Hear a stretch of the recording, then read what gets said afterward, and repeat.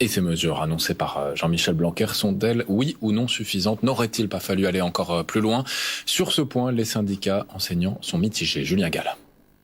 Face à l'augmentation des cas de Covid-19 dans les écoles, le ministre de l'Éducation nationale, Jean-Michel Blanquer, a annoncé vendredi un renforcement du protocole sanitaire. À partir de la semaine prochaine, dans les 19 départements qui désormais font l'objet de mesures de restriction renforcées, nous fermerons dorénavant chaque classe au premier cas de contamination.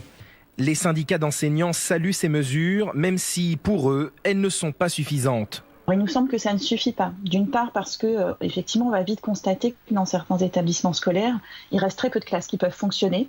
Et on risque de se retrouver, si on maintient sur le papier ouvert ces établissements, avec, passez-moi l'expression, mais des établissements zombies. Pour les syndicats, le vrai problème reste l'impossibilité d'assurer les remplacements des professeurs. Il n'y a toujours pas de règle de fermeture, au-delà d'un certain pourcentage de personnel absent non remplacé.